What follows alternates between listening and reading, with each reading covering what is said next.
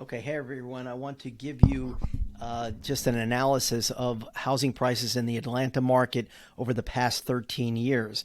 So I'm showing a chart from January 2011 until January 2024. I'm recording this in mid-February 2024. And what I'm going to do with this chart is I'm going to divide this into three sections. And you can see where I drew a line, a vertical line across the chart. One in January 2016, and the other line is January 2020. And I'm labeling these three sections accordingly. So I'm calling before 2016, this is the recovering housing crash years. So as you remember, in 2007, 2008, we experienced a historical housing crash in prices.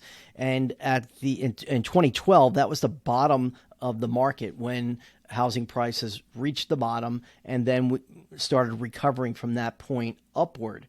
And then from 2016 through the end of 2019, I'm calling that the recovered and stabilized years, and I'll explain that distinction in just a minute. And then since coronavirus, I'm calling this the post-COVID-19 uncertainty years. So let's go back. I just put an arrow on the chart, as you can see. January 2016, I'm calling that the beginning of the recovered and stabilized years. And as you look at the chart, the housing prices were kind of stabilized in 2013, 14, 15. They had developed a normal pattern, and it was an upward pattern year after year.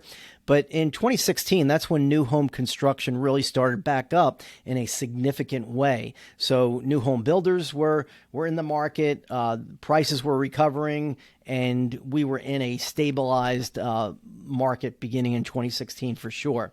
And then you can see how home prices, I'm going to draw a line here, how home prices were very consistent in the high prices and the low prices on an annual basis. So if you study data, you'll see seasonally adjusted average prices. These are not seasonally adjusted on my chart. This is the average sales price on a month-by-month basis in each data point on this chart. So almost always consistently, house prices in a given year in a stable market occur in May or June. And then the lowest average of house prices occurs in December every year, almost without exception. There may be maybe a year that was actually a January of a given year. But anyway, it's mostly June or July, high prices, and then December, the lowest prices. And this is a normal cyclical market as homes are sold every year.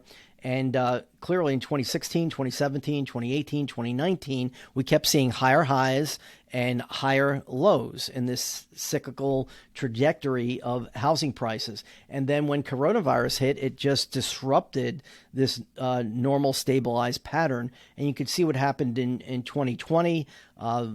There was a rise in housing prices that summer, but then they just bounced off that green line and shot up and were very volatile outside of this range that we could say that you can't predict where prices are going. But if I were to look at this as January 2020, this chart, this is what I would have projected housing prices would probably be in this range. And so as we look at prices now, and actually, I'm going to put my cursor here at the top of that's probably 2022, early 2022. There was one peak of housing prices, and then throughout the year they actually went down.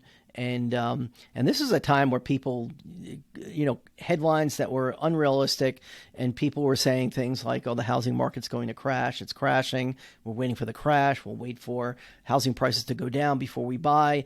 But professional investors kind of knew, what could or probably would happen based on inflation and lack of inventory. And indeed, the prices did go up, and we're still in a very high, historically high house price range in the Atlanta market.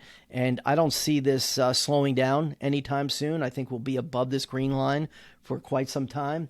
And if there were to be a housing crash, I think it would be at the lowest, it would go to that red line and still be higher than what housing prices were before coronavirus.